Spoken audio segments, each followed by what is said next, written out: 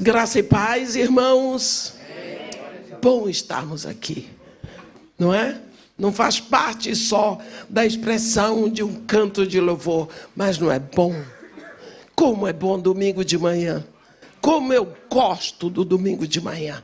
Quem inventou isso foi Jesus, quem mandou ressuscitar domingo de manhã. É sempre uma festa, é uma alegria tão grande. Eu quero convidar hoje os irmãos para lermos a palavra escrita no primeiro livro dos Reis, no capítulo 18. Vamos ler a partir do versículo 41. Primeiro livro dos Reis, capítulo 18. A partir do versículo 41, onde está escrito assim: Então disse Elias a Acabe: sobe, come e bebe, porque já se ouve ruído de abundante chuva. Subiu Acabe a comer e a beber. Elias, porém, subiu ao cimo do Carmelo e, encurvado para a terra, meteu o rosto entre os joelhos e disse ao seu moço: sobe e olha para o lado do mar. Ele subiu, olhou e disse: não há nada. Então lhe disse Elias: volta. E assim por 7 vezes. A 7ª vez disse: eis que se levanta do mar uma nuvem pequena como a palma da mão do homem. Então disse ele: sobe e dize a Acabe: aparelha o teu carro e desce, para que a chuva não te detenha. Dentro em pouco, os céus se enegreceram com nuvens e vento, e caiu grande chuva. Acabe subiu ao carro e foi para Jezreel. A mão do Senhor veio sobre Elias, o qual cingiu os lombos e correu adiante de Acabe até a entrada de Jezreel. Os irmãos podem sentar. Peço perdão a vocês pela voz, mas estou enfrentando, graças a Deus, o final de uma gripe, mas vai dar para o gasto. Meus irmãos, às vezes nós estamos atravessando tempo difícil, que chamamos, estou atravessando um deserto. E nesses momentos, às vezes nós encorajamos pessoas, não é? Mas lá dentro nós estamos despedaçados. Às vezes é a sua produção que está ameaçada. O desemprego parece que está batendo a porta. Você está enfrentando algum problema na sua família. Elias, o profeta, estava passando por um tempo assim. Ele era o homem que tinha chamado fogo sobre a terra. E o fogo veio. Mas ele também estava no meio de fome, de uma seca total. O que foi que ele fez nessa hora? Qual foi a atitude de Elias? Ouça. Ele se encurvou e clamou ao Criador.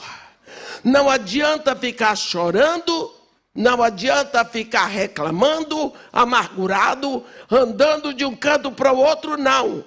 Você tem um Criador. Você não é uma invenção de qualquer um. Você não nasceu porque seu pai deitou com sua mãe. Homem não sabe fazer filho. Mulher também não sabe fazer. Quando eles descobrem, a mulher está grávida. Se perguntar para ela sobre aquele filho, ela não sabe nada, porque ela não fez. O marido também não fez. Quem cria o filho é Deus. Um homem e uma mulher se deitam, mas quem fabrica o filho é Deus. Esse Deus traz uma vida que estava com ele em toda a eternidade. E você, papai, se deita com a sua mulher, Deus pega o material que ele botou em você, e junto com o material da mulher, ele vai tecer um corpo para aquela vida que ele trouxe. Mas ele tem um propósito nessa vida. E você, de mãos dadas com ele, vão cumprir esse propósito. Quando Elias se curva para a terra, ele se curva para a terra que Deus criou. Deus fez o homem da terra. Se você olha e fixa a sua mente no Deus que lhe criou, você deixa de enfrentar as aparências que lhe cercam. Cuidado, meu irmão, com o que você ouve. Cuidado, atenção com as fofocas. Cuidado. Você vê Elias aqui, no meio desta confusão, ele dirige a sua atenção apenas para Deus. Apenas para o que Deus fala. Seu Deus fala ou é mudo? Ídolos são obras das mãos de homens. Eles têm boca, mas não falam. Têm ouvidos, mas não ouvem. Têm olhos, mas não veem. Som nenhum lhe sai da garganta. O seu Deus fala. Olha, fala assim. Sabe qual é a primeira palavra que Deus diz para o povo de Israel quando ele os tira do Egito? Ele diz: ouve. Ouve, ó Israel, sou eu, o Senhor teu Deus, que te tirou da terra do Egito, da casa da escravidão. Não terás outros deuses diante de mim. Eu sou o Deus que fala e que quer ser ouvido. 7 cartas. Jesus Cristo endereça para ali o Vale do Licos. Existiam mais de 10 igrejas, mais de 10 cidades, mas Jesus, ele separa 7, Éfeso, Esmirna, Pérgamo, Tiátira, Sardes, Filadélfia e Laodiceia.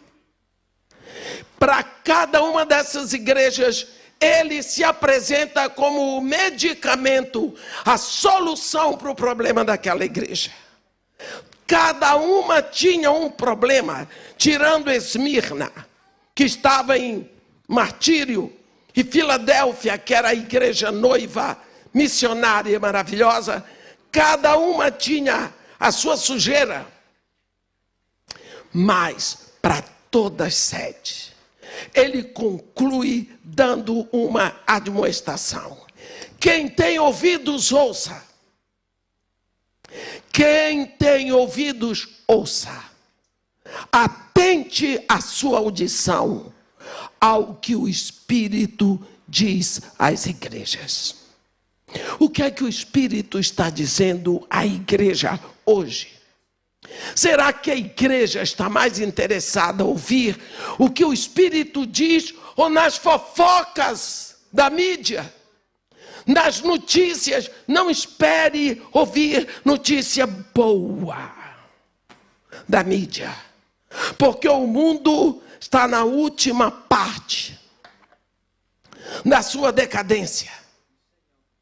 Quando, no primeiro século, Deus chamou um homem lá no céu, único homem que foi lá e fez uma reportagem.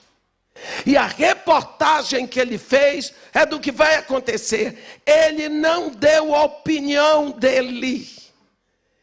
Deus foi mostrando e dizendo, e João foi escrevendo para nós. Essa reportagem é só para nós. É só para a noiva. Não adianta os de fora quererem receber. Não, não, não. E ali está escrito que o mundo ia passar por isso tudo, que a terra ia chacoalhar, que a terra ia sofrer dores de parto.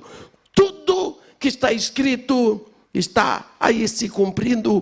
Portanto, não adianta ficarmos ouvindo quimeras, suposições de homens. É preciso aplicarmos o coração ao Deus que fala. E Deus havia dito a Elias, aqui no capítulo 18 de 1 dos Reis, no versículo de 1, vai, apresenta-te a Acabe, porque darei chuva sobre a terra, eu darei a chuva. Quem criou a chuva é Deus. Eu vou dar no meio da maior seca. Tudo morto. Ele diz, eu vou dar. Quem pode dar? O fogo que vem sobre o sacrifício. Quem pode dar? Deus diz, vai. Apresenta-te a Acabe, porque eu darei chuva toda. Mas Elias tem que orar. Tem que orar. Nós lembramos lá no livro de Josué, quando Deus diz para Josué, Josué, eu entreguei nas tuas mãos a Jericó, ao seu rei e aos seus valentes. Entreguei. E daí tem entregue? Vai de mão beijada? Não, você vai orar. Você precisa de uma estratégia para receber o que eu já lhe dei.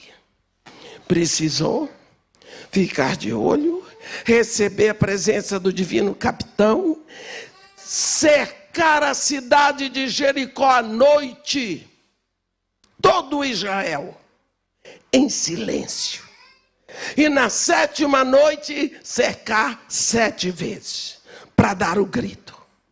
Deus havia dado, mas tinha que orar, tinha que se chegar a Deus. Elias se manteve em oração, porque lá dentro do coração dele havia som de abundante chuva, porque Deus diz, eu vou enviar a chuva. Então dentro dele esta palavra, esta fé ecoava forte, ao contrário do que estava acontecendo ao seu redor. Ao redor dele eram 3 anos de seca. Os profetas de Baal e do poste ídolo tinham gritado, tinham feito e acontecido. Era tudo seco, mas lá dentro havia o som de abundante chuva, porque foi isso que Deus diz. Aonde é que Deus fala? Deus fala no seu espírito. Deus fala de dentro. Por isso Deus deu um espírito ao homem, para que ele esteja conectado ao homem pelo espírito, porque Deus é espírito. Quando o homem morreu espiritualmente lá no Éden, Deus criou todo um plano, porque o homem ficou separado de Deus. E Deus criou um plano para ressuscitar o espírito do homem, para que o homem de novo estivesse conectado a Deus. Quando Jesus Cristo veio, no dia em que você se rendeu a Jesus Cristo, Ele deu vida ao seu espírito. O seu espírito ressuscitou, agora está conectado a Deus. Deus se conecta ao homem pelo seu espírito. Mas, irmã, não é alma? Não. Olhe o que a Bíblia diz, 1 Tessalonicenses 5:23. O mesmo Deus da paz vos santifique em tudo, e seja o vosso espírito, alma e corpo mantidos íntegros, incorruptíveis para a vinda do Senhor Jesus. Eliú, no livro de Jó, ele diz, na verdade, há um espírito no homem, e o sopro do Todo-Poderoso o faz entendido. Provérbios 20, Versículo 27 diz: o Espírito do homem é a lâmpada do Senhor. Deus fala dentro de você. Para você que é filho, quem não é filho vai estar servindo a Deus surdo, Deus mudo, Deus cego, Deus que não fala. Mas você que é filho, Ele fala de dentro. Feche os olhos. Faça como Jesus disse: entra no teu quarto, fecha a porta, ora ao teu Pai em secreto, e o teu Pai que te ouve em secreto te recompensará. Se feche, vá buscar o silêncio para ouvir. Você vê, Deus fala de dentro do seu espírito. Pode ser que aquilo que Deus está falando no seu espírito seja o contrário, exatamente, ao montante da sua conta bancária, seja ao contrário do que a voz do medo está dizendo, a voz da fofoca está dizendo, mas pode ser até contrário a tudo o que está acontecendo ao seu redor. Mas é Deus que está falando. Elias teve que se desvencilhar de toda a reportagem da seca. Está tudo seco, não tem pastagem, o gado vai acabar de morrer, não há plantação, é o final de tudo, não tem esperança mais. Ele se manteve firme numa voz que tinha falado aqui: vai, apresenta-te a Acabe, porque eu darei chuva sobre a terra. Sob esta palavra, ele se levanta em Sarepta e vai. Tudo seco em volta dele. Tudo seco. Tudo seco. Um homem que anda segundo a palavra que vem no seu coração e não segundo as aparências. A aparência é horrível. Quando nós olhamos para a aparência, na maioria das vezes somos derrotados. Existe dentro de nós um poder maior. Existe uma força maior. Vou contar para vocês uma coisa que aconteceu comigo. Agora estou com 80 anos, graças a Deus. Que coisa boa. Completar 80 anos, nunca pensei que chegaria ali. Aí no dia dos meus 80 anos, pedi a Deus: eu quero é mais. Porque é tão bom sair pelo mundo anunciando esta mensagem. 1990, setembro, fui fazer um curso de liderança cristã em Singapura. Cheguei lá, no outro dia, 10 horas da manhã, eu estava na sala de aula. Me chamaram, fui à secretaria do Instituto Hagyai, em Singapura, para me avisarem, minha filha e meu pastor, que meu marido estava morto, que não adiantava voltar, 13 horas de diferença de fusos horários, não tinha condição. E que, por favor, permanecesse ali. Tinha sido investido $10.000 para eu fazer esse curso. Alguma alma maravilhosa daqui desta nação pagou o curso para mim. $10.000. Naquela hora que eu soube a notícia, eu caí de joelho no chão, sofrendo. Porque uma viúva primeiro chora a orfandade dos filhos. Senti pena do meu filho. Senti pena da minha filha. De terem que enterrar o corpo do pai. Fiz um voto a Deus. Nunca mais casar. Mas todos os meus dias serem gastos e usados para o reino. Se Deus me desse esse privilégio. tudo bem. O voto está sendo cumprido e agora tem que cumprir mesmo. Aí, enfrentamos o ano da orfandade dos filhos e da viuvez. Foi em setembro, 11 de setembro, dia das Torres Gêmeas. Meu marido morreu, foi enterrado no dia 12.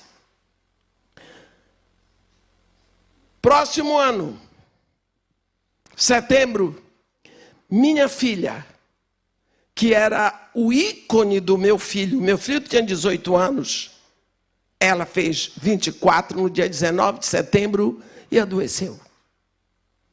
Uma menina absolutamente sadia, que ela era advogada, que era a inventariante, tomava conta da gente. Uma moça linda. Morreu. Na hora que descobriram o que ela tinha, ela morreu assim comigo.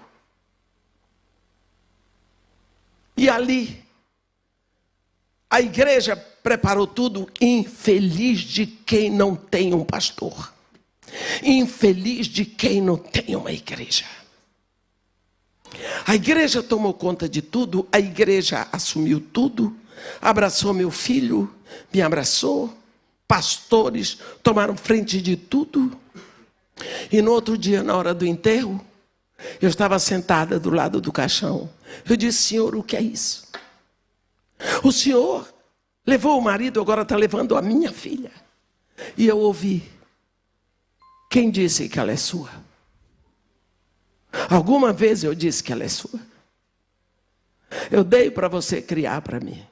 Sua parte está pronta. Eu disse: tudo bem. Eu ainda tenho um filho. Se o Senhor quiser levar, seja feita a sua vontade. Só lhe peço uma coisa: que o Senhor mantenha o meu coração firme no Senhor. Porque sem o Senhor eu não presto mais para nada. Enterramos a filha, muito sofrimento, muita dor. Foi muito difícil. Principalmente por causa do menino. Mas a presença dele na minha vida foi um fortalecimento. Eu tinha que vencer, porque eu tinha um filho, ele tinha 18 anos. E ele, como esse menino ia ficar? Então a presença do meu filho na minha vida sempre foi uma grande bênção. Porque foi um fortalecimento. Só que ele também se sentia responsável por mim. Então ele não podia fraquejar, porque ele tinha a mãe.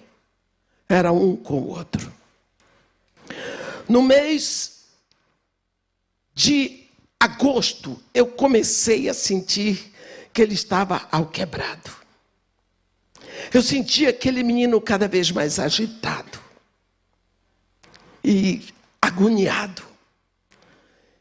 E quando foi um dia de noite, de madrugada, eu acordei e veio aqui dentro o que estava acontecendo com meu filho.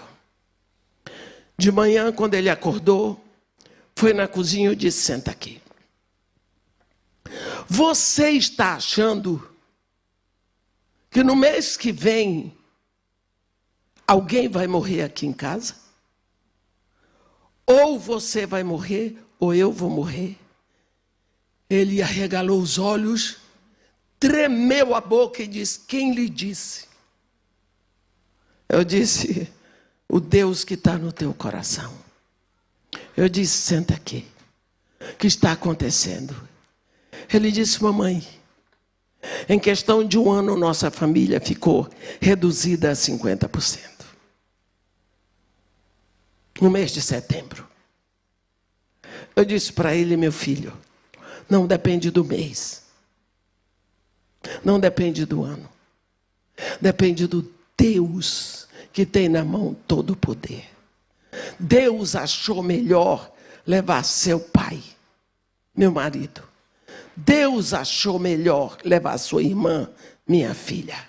Deus achou melhor deixar aqui você e eu e você. O mesmo Deus que nos trouxe e nos deu vida, Ele há de continuar suprindo as nossas necessidades. Olhe o que estava fazendo sofrer aquele menino. A voz do medo. Setembro de 90, morreu meu pai. Setembro de 90, morreu minha irmã. 91, morreu minha irmã.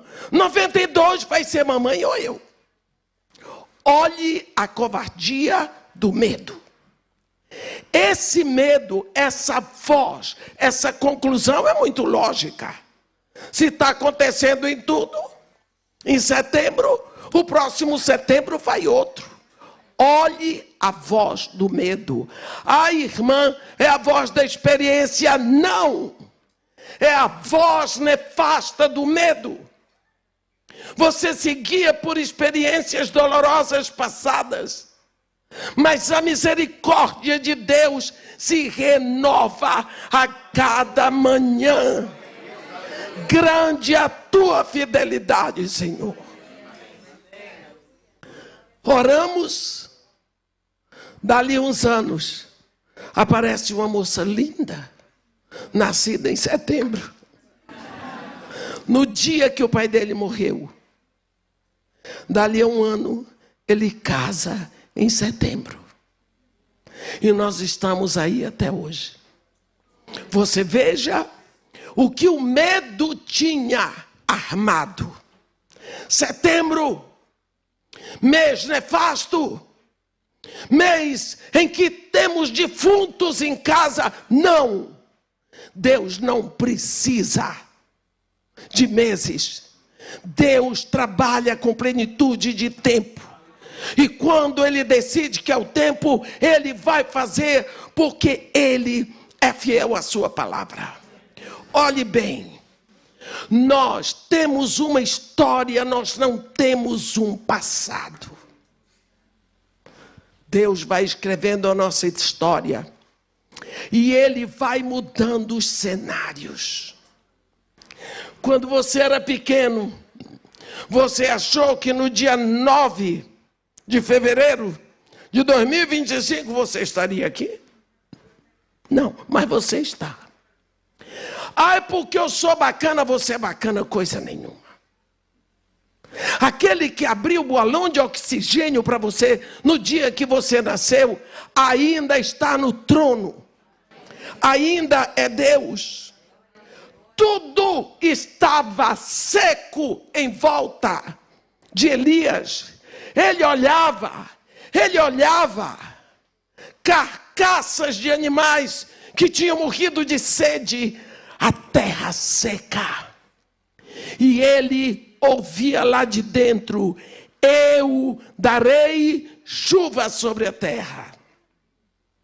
Quando nós conhecemos esse Deus, que é fiel à sua palavra, nos ligamos ao que Ele diz.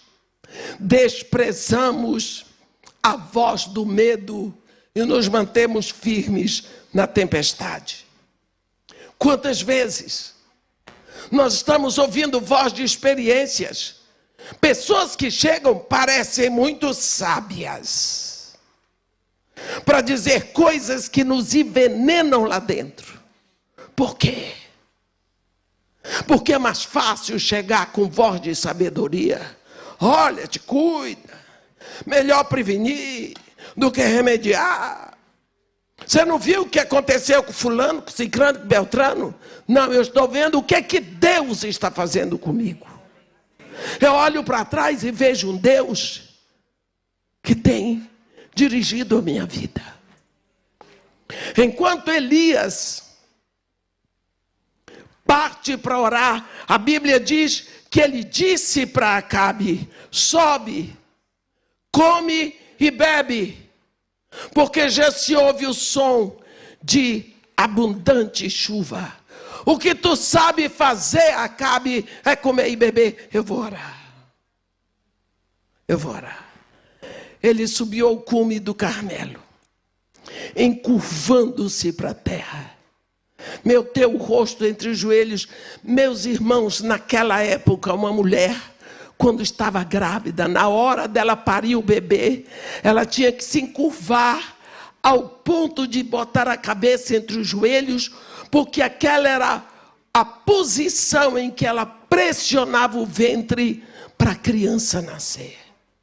Então, esta posição de Elias é uma posição de parturiente. Tinha que trazer à luz algo novo, porque quando uma mulher pare, o filho que está saindo de dentro dela nunca viu a luz. Vai trazer à luz algo novo. Enquanto Elias está orando, pedindo a Deus que envie a chuva que ele vai dar, ele percebeu, lá dentro no seu espírito, algo que ele não podia ver com os olhos. Ele não podia ver com os olhos, mas lá dentro do seu espírito estava escrito: sobe e olha para o lado do mar. Agora, vai subir do mar. Lógico que se ele manda uma pessoa olhar, o rapaz voltou com uma notícia negativa. Você já está dependendo da visão daquela pessoa? Em quantas pessoas você tem confiado? Orar pelas pessoas, meus irmãos. A Bíblia diz: orai um pelos outros. Quando eu oro por você, eu chego diante de Deus, eu estou diante de Deus. O privilégio é meu de orar por você. Eu fico triste quando as pessoas dizem: ô irmão, obrigada, a senhora orou por mim. Não tem que me agradecer. Você simplesmente me deu a melhor incumbência do mundo. Você me fez chegar diante de Deus em favor de você. Mas quem estava diante de Deus era eu. Mas você é filho. Não tem problema pedir a alguém que ore. É bom compartilhar o momento de oração. É bom abrir o coração, todo mundo diante de Deus. Mas nunca esqueça que Deus está interessado em ouvir da sua voz. Pai. Você chamá-lo de Pai. Por que será que Jesus Cristo saía de madrugada para ir para o monte, para ficar em oração? Gente, e quando ele volta de lá, ele diz: quando orardes, dizei Pai. Quantas vezes você esquece que Deus se agrada disso? Você é pecador, você é safado, você é mentiroso, você é isso, mas não, Deus está sabendo. Por isso mesmo ele proveu Jesus. Porque ele sabe que todos nós somos pecadores. Cada um apronta, cai. Mas ele quer ouvir da sua boca: olha para o lado do mar. Elias continuou crendo, mesmo depois que aquela rapaz vinha com uma reportagem: não estou vendo nada. Não tinha nada. O cabra não via. Elias continuou crendo. Ele não se deixou levar por nenhuma notícia negativa. Finalmente, na 7ª vez, o rapaz diz: eis que se levanta do mar uma nuvem pequena, como a palma da mão de um homem. Aqui está escrito na Bíblia, a 7ª vez, eis que se levanta do mar, ele disse, uma nuvem pequena, como a palma da mão do homem. Elias disse: então sobe, dize a Acabe, aparelha o teu carro e desce, para que a chuva não te detenha. Olha que coisa boa. Esse rapaz foi o árbitro de um milagre espetacular. Ele viu o princípio. Ele não sabia, mas ali, naquela pequena nuvem, era o princípio de um desabrochar, que era um desejo de todos, que era uma solução, um milagre que estava sendo trazido de Deus. Só uma pequena nuvem, do tamanho da mão de um homem. Elias disse, então sobe, não precisa mais do que isso, corre, porque o chuvaréu está chegando. Olha, quando você é uma pessoa de oração, Deus sempre vai direcionar o coração para o lado de onde vem o milagre que Ele quer fazer. Pare de ser influenciado pelos outros que não compartilham a mesma visão. Isso é jugo desigual. Você está sendo influenciado por pessoas que não têm a fé que você tem. Olha, lá no capítulo 2 do livro do profeta,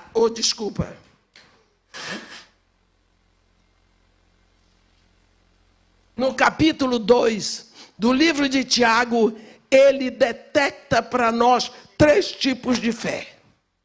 A fé morta, a fé demoníaca e a fé dinâmica. Como está a sua fé? Será que ela é morta? A fé morta é aquela assim, eu creio sim que Deus disse, eu creio que isso é a palavra de Deus, mas não faz. Não faz. Mas é de Deus, foi, eu creio em tudo que está escrito nesse livro, eu creio que isso aqui é a palavra de Deus, crê, mas não faz. Para que serve então crer? Não prestou para nada, a fé é morta, defuntinha. A fé demoníaca é aquela fé que até os demônios têm. Você sabia? Satanás não é ateu.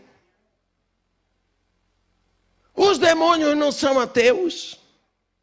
Você vê uma coisa, quando nós lemos alguns testemunhos de demônios, mas demônio, eles são joia para dar testemunho de Jesus, da boca para fora, eles falam. Aqui, eu vou direto no Evangelho de Marcos, porque o Evangelho de Marcos, no capítulo 1, logo, no versículo 21, Marcos 1, 21, eu gosto disso aqui. Diz assim, depois entraram em Cafarnaum e logo no sábado foi ele ensinar na sinagoga. Maravilhavam-se da sua doutrina, porque os ensinavam como quem tem autoridade e não como os escribas.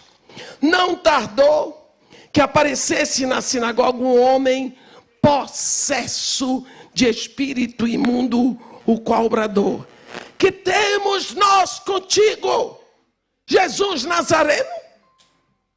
Vieste para perder-nos? Bem sei quem és, o Santo de Deus. Demônio falando. Eu sei quem tu és. Tu és o Santo de Deus. Mas Jesus o repreendeu dizendo, cala-te e sai deste homem. Viu a fé de demônio? Aqui mesmo, no capítulo 5 de Marcos, tem a história do gadareno, o Geraseno, aquele que vivia pelos sepulcros, peladão. Ninguém conseguia prender aquele homem. Ele tinha uma legião. Quando ele, de longe, viu Jesus, a Bíblia diz que ele correu e o adorou. E disse que tenho eu contigo, Jesus, Filho do Altíssimo. Conjuro-te por Deus que não me atormentes. Isso é palavra de demônio. Sabe aquela moça de Atos 16, a pitonisa? Ela tinha espírito de piton, espírito de adivinhação. Tem muita gente aí, se dizendo profeta, possuída de espírito de piton. Ela saía atrás de Silas, Paulo, Lucas, aquela turma boa, e gritava: estes homens são servos do Deus Altíssimo e vos anunciam o caminho da salvação. Meus irmãos, tem alguma coisa errada aí? Não. Mas, irmã, demônio nem sempre mente. Demônio chega dizendo cada coisa bonita.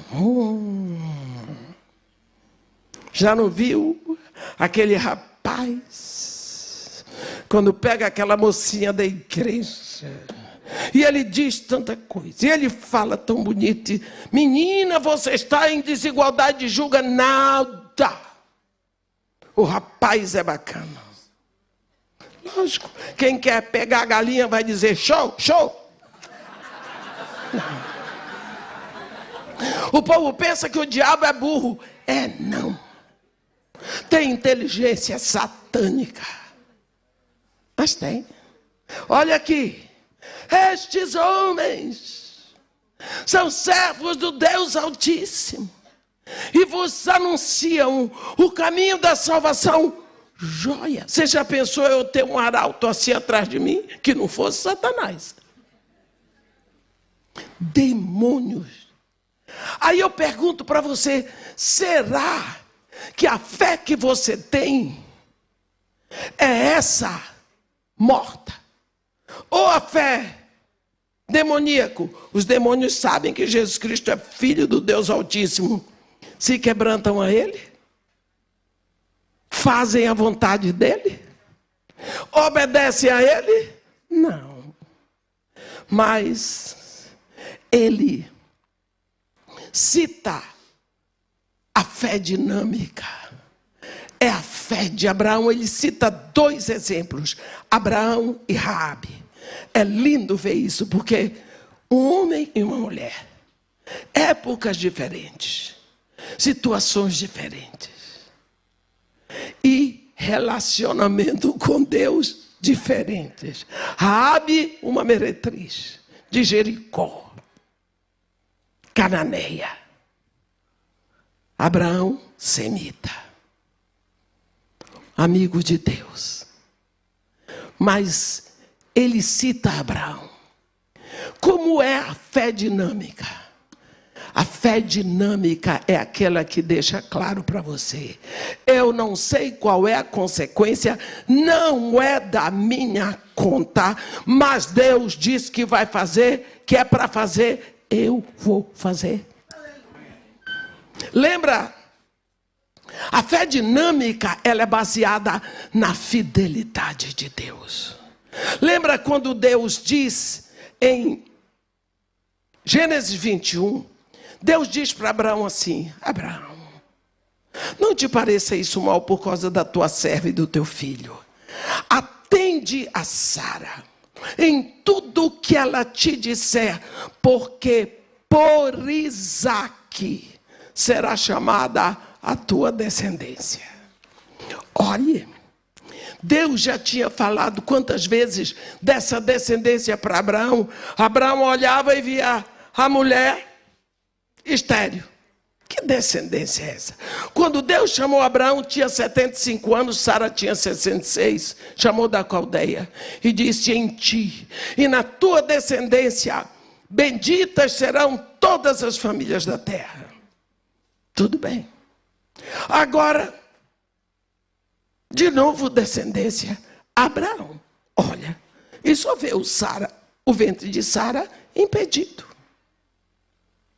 Agora, Deus diz para ele: não, atende a Sara em tudo o que ela te disser, porque em Isaque será chamada a tua descendência.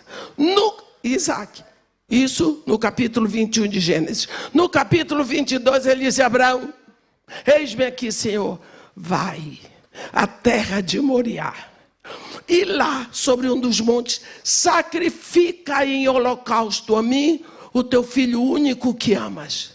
E a minha descendência? Como é que vai ser? Se em Isaque será chamada a minha descendência, eu vou matar o menino. Abraão disse, mas ele é fiel. Pegou o menino, pegou os servos, o jumento, papa. Ao terceiro dia ele viu o monte de Selá.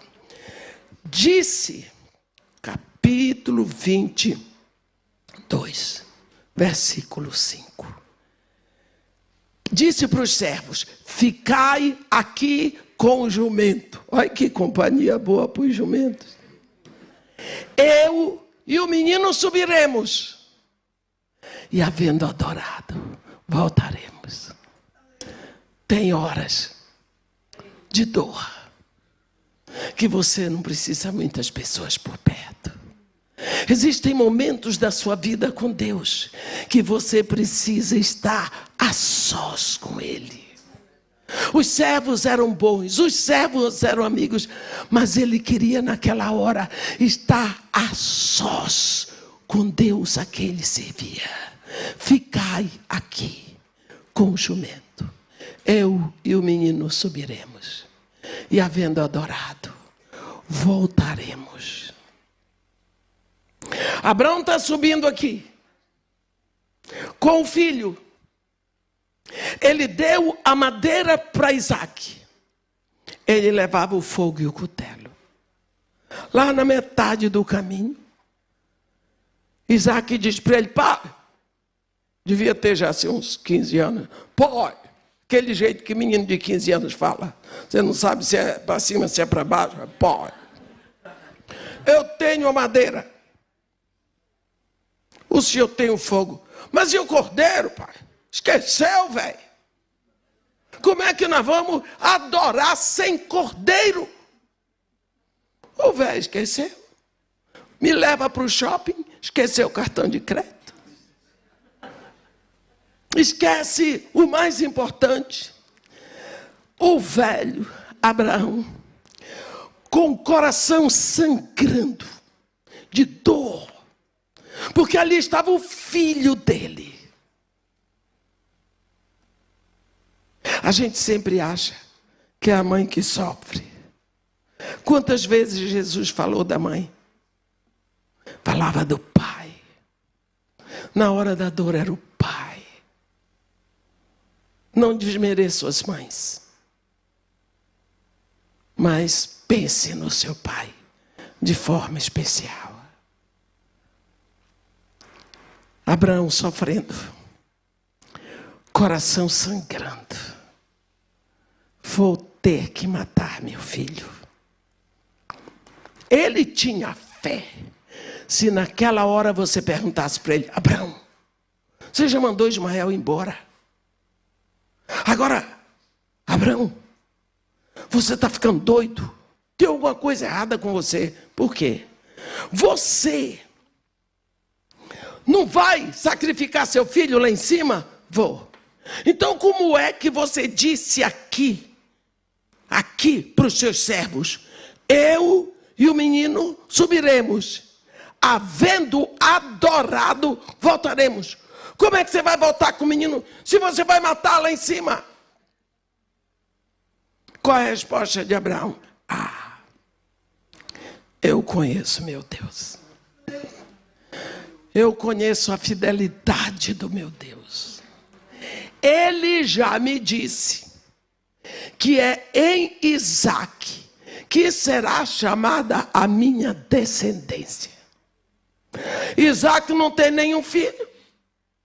Então eu posso matar Isaque 1 milhão de vezes. Isaque não ficará na morte, porque aqui dentro tem um clamor. Em Isaque será chamada a tua descendência. Isso é fé dinâmica. Você é movido pelo que Deus fala, as consequências não são da sua conta. Você faz o que Deus mandou. E se você se ferrar, não é da minha conta, foi Deus que mandou. Você se lembra daqueles moços de Daniel? Vocês vão ficar aí, na fornalha ardente. Rei, se o nosso Deus quiser nos tirar de lá, Ele tira. Se não, não tem problema. Mas as tuas imagens nós não vamos adorar. Por quê? Porque Deus não quer. Isso é fé dinâmica. É preciso que você se firme no Deus que é seu Pai, no Deus que você conhece, naquele que lhe protegeu e que lhe deu pão, força, visão, ar para respirar até hoje. É Ele que vai continuar lhe levando, porque foi Ele que lhe deu a vida aqui. Foi Ele que lhe trouxe para viver aqui. Deus é responsável. Não respeite vozes conflitantes. O profeta Amós, no capítulo 3, versículo 3, ele diz: como andarão dois juntos, se não houver acordo entre eles? Isso é julgo desigual. Elias estava ali com um rapaz que teve que subir, que menino danado, 7 vezes, para aprender que alguma coisa vai subir do mar. Na hora que ele vê, é pequenininha, o tamanho não é da sua conta. Pode avisar para Acabe que é para ele correr, porque senão não vai conseguir vencer o chuvarel que vem. Eu não quero saber o tamanho da nuvem, eu quero saber que é só um sinal. Elias botou a cabeça entre os joelhos para não ouvir vozes conflitantes. E assim, ele se desligou de todas as vozes que causavam dúvidas, que causavam confusão, até que ele ouviu. Meu irmão, minha irmã, é tempo de você se colocar em posição de parturiente para arir alguma novidade que Deus tem para a sua vida. Nesse momento, Elias entrou em trabalho de parto através da oração, até que afinal a dor provocou